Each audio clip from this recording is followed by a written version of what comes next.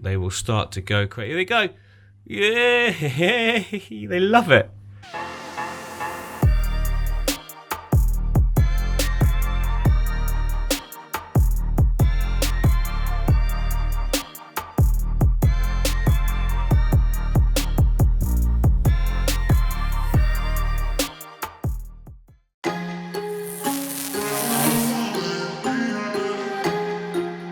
What's going on, guys? Welcome back to MD Fish Tanks. I'm MD and these are my fish tanks.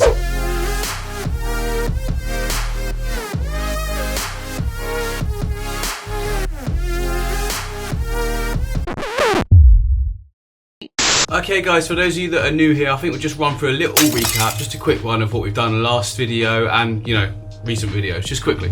So in the last video we added these awesome where are they gone? Oh, there's one. Hang on, they're all around here. They love this side. They swoop around, but there they are. Look at them just swimming away like it's a river. So these are dwarf neon rainbow fish, and they seem to absolutely love the tank, which is brilliant. So, oh, and in the last video, some of you were worried about the flow of the tank and if the fish were okay. They absolutely love it. Trust me. It's weird because like it looks like they're struggling, but trust me, as soon as there's some food put in, they're all over the shop. Look, see, they're going everywhere now. And they've all worked out where the areas of low flow are or high flow. Like, look at this guy here. He's worked out that there's not a lot of flow down here. They can duck in and out of these rocks as well, which sometimes they do. They just genuinely love swimming into it. And also you can see that by when I feed them. Watch this. So I've got a pinch of micro granules here, look. I'll leave them over this side. Right, watch them now. You can see by their behaviour that they're not struggling at all. Once that all hits the water and starts coming down, they will start to go crazy. Here they go. Yeah, they love it. Like, you can see how fast they can swim against it when they want to. They're so much better swimmers and faster than you think, look. So they're really not struggling in this water. So don't worry about that at all. When you think this is actually nothing in compared to like a... Oh, well that's rude. The lights have gone off. Anyway, you get the gist of it. They love it. Let's put them back on again. Hoping to get some babies out of them. There's a good mix of male and female in here. Also, we added Magic Mike. He's looking good.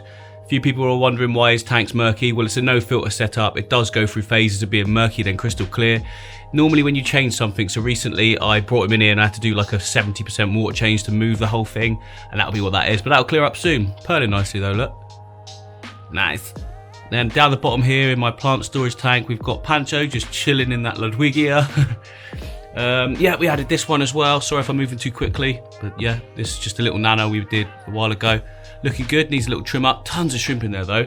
And of course we've got the Ranchu crew. Sorry about the reflections. People were telling me I need to put blackout curtains and that up. If I did that, each video would take blinking ages to make, so that's not happening. We just have to enjoy the lighting. The lighting looks good anyway. Oh, there we go, Ghost doing little flips, brilliant. And then we moved the cave aquarium in as well. Gave it a little trim up last video so you can see it's looking a bit flat, but that'll all grow out soon, looking really good. Okay, but what's this video going to be about, I hear you ask? Well, I'm going to do the dirted tank versus the aqua soil thing that I told you about in the last video. So, you know, a lot of people say, oh, can you do a dirted tank? And I'm thinking, well, why would I if I got aqua soil? But then I'm thinking, so many people are asking me to do it, then why not? I'm going to do an aqua soil tank, I'm going to do a dirted tank, and we'll just compare the two, put them side by side, same light, and just see what happens. Why not? Interesting, isn't it? Yeah, and these are the tanks we're going to do it in, so they're like 35 centimeters. I'll flash up the dimensions above now, but yeah, it's a neat little size just to do something with some shrimp in, or a couple of tiny little nano fish would be quite cool. Maybe some little endler guppies. That's going to be moving soon in a minute, as you'll see why. In fact, let me go in now and just tell you what we need to do first. Let there be light. Okay, so this is the old studio, look. Bomb site, but that's what I need to do now. I need to clear all this out. I need to empty that tank out, take the fish out. I need to just clear it all and get it ready, and I can see what equipment I've got and everything then. So let's do that. Click subscribe. This is why I need to fill that cube aquarium up with water, because the discus are a bit packed out of all my Tropica plants that I've had. I just put them in here for the time being, guys, because I didn't have any space, but now I'm going to put them in there, and then I've got a plant storage area.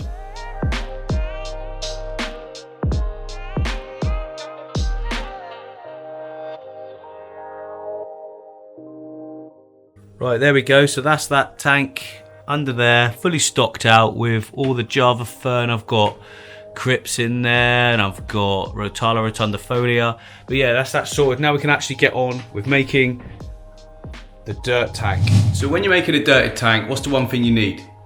Dirt, soil, mud, all the different things we call it in the UK. But this is going to be one of those don't tell my wife situations, because I'm going to be using the baking tray to put mud in and then heating it up in the oven. It's just a safe way to kill off anything that could be harmful to the fish at a later stage. But obviously she's not going to be happy with that, so shh, don't tell her.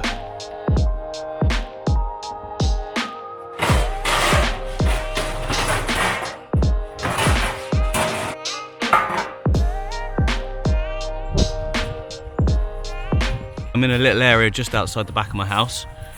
So when you dig up the ground like this, you want to dig the topsoil off. Oh my god. Dig the topsoil off, and you want sort of like the loomy clay that's underneath. A little bit of topsoil won't hurt either, but yeah. Let me get digging.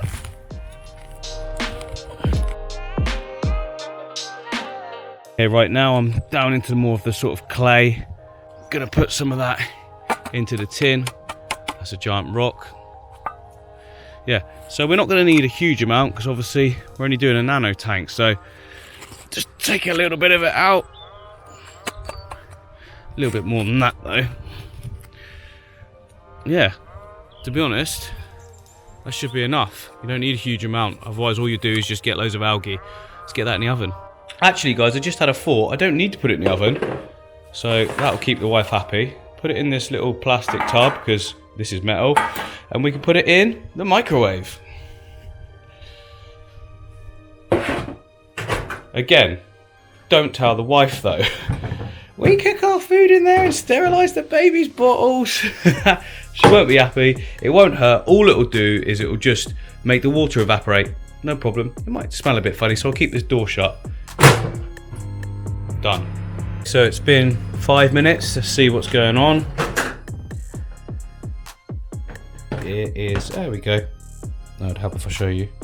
Yeah, it's drying, look, so a little bit longer. The reason I'm drying it out is not only to kill everything, but it also means that we can break it up into a smaller powder, put it through a sieve or a fish net, and then you've just got the good stuff without all those little bits of wood, and that will break down and cause ammonia and all that. So we don't want that, we just want the soil. So back in until it's completely dry.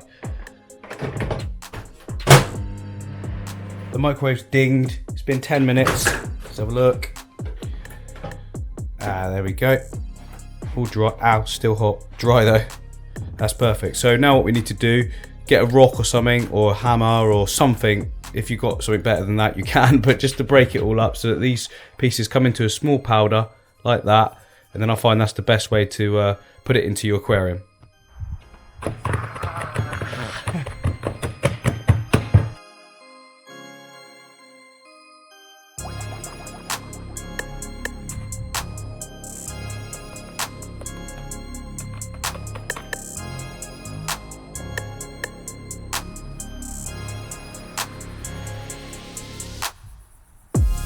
Right, so that's more than enough for what we need for this small nano tank. So yeah, let's get it in, get going. But MD, what about lighting, I hear you say? Right, well, I know that looks quite high up, but you know, I can actually move it all up and down. It's actually on fishing line, which I've hooked to the top for screws at an angle, which so you can unwind it or wind it up, this is wherever you want to go. But there's actually a lot of light under here. Look, let me show you my hands. So, you know, with tanks like these, you don't want to get algae, you don't want to overlight them. So I'm going to stick with that for now, and we can move it down if you want. It's the Pled 510, by the way, from All Pond Solutions. I think it's the same sort of thing as you've got in America from Sun.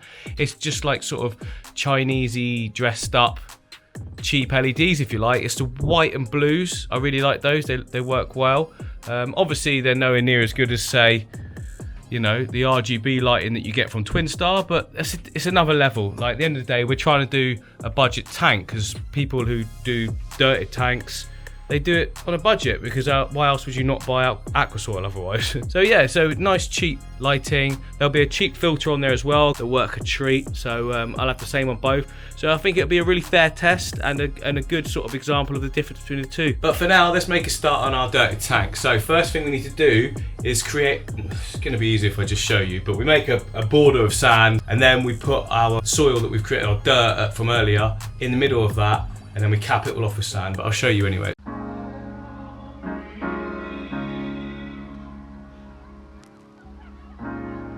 You have to click subscribe. Be the biggest fan. And when things are really tough and they're really rough and nothing's working, but there's something inside of you that says, I just have to follow that. Because you don't know who you're going to meet, who you're going to meet, who you're going to meet.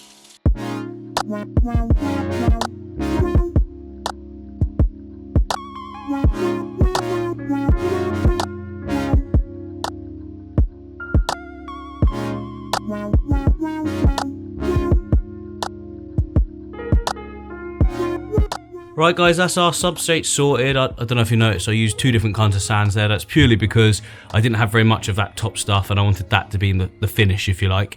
Now I'm going to put my hardscape in. Basically, I'm going to go for something really simple this side. Just one main piece of bogwood, available at Aquarium Gardens, by the way. And I'm going to put it in something like that, because you guys gave me a good idea last time of just creating like a triangular composition or some kind of composition that travels between the 2 pieces. So if I put that one there, we can see that there's room for it to sort of continue over to the next one. Yeah, I think that'll look quite cool anyway. We'll do that, yeah? Push it down a little bit more so it's not such a high angle.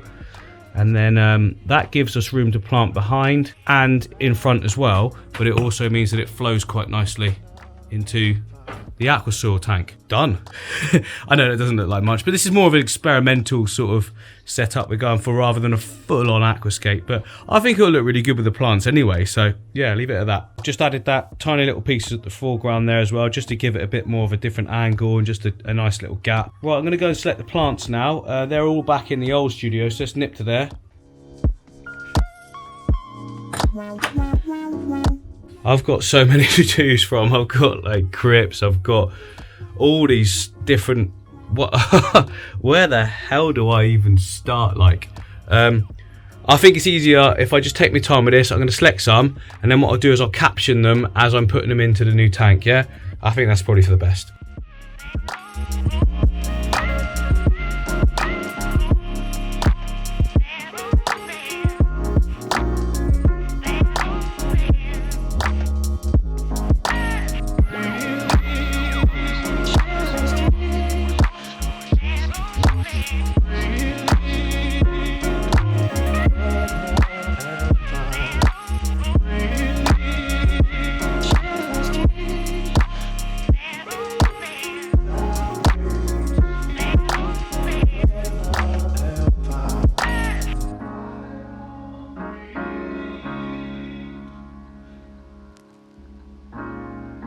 Have to be your biggest fan.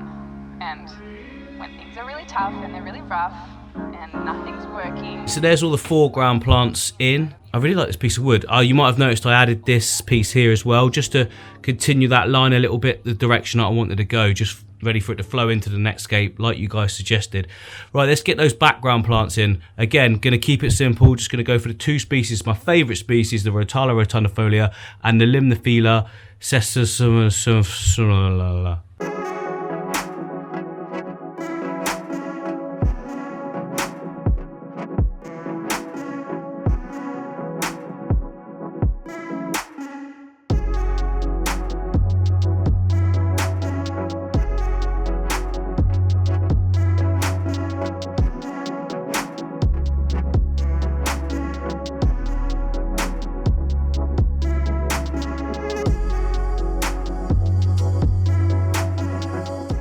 I'm really happy with how that's turned out. This is one of those scapes where, you know, as I was doing it, I obviously had like an idea of how it was going to go. Same as usual really, short plants in the foreground, tall plants in the background, and I wanted that sort of triangular shape. But as it was going along I was thinking, oh, this didn't look too great. But it doesn't matter because I'm doing it as an experiment, and I thought, you know, just persevere, it'll be fine. And I've got to the end, and I think it looks really good. Yeah, I mean, all that's left for us to do now is add the filtration, which is this tiny little filter. It's tiny. It's like 100 litres an hour. It makes no noise. It makes good little flow for a tank this size. I just think it's perfect. It's not intrusive at all in terms of, you know, how it's going to look in a tank. And yeah, I'm going to get that put in. It's actually the same filter that I've got in my other Shrimp Nano. I'll show you. Yeah, so here's my other Shrimp Nano that I set up a while ago. And look, there we go. You can barely even see the thing when it's actually, you know, when you're not looking for it. Look at that nice little crystal red cherry shrimp we got there. Interesting story. I broke down a tank and just left a little bit of water at the bottom and put it outside and thought nothing of it. A week later, I went back to the water, and bear in mind it had been nearly freezing conditions in this time. Found that crystal red in there, so he's my little mascot at the moment. I can't believe he survived that. Like, I didn't even know that shrimp could survive down to those sort of temperatures. It must be about 2 or 3 degrees centigrade, so that's nuts. Anyway.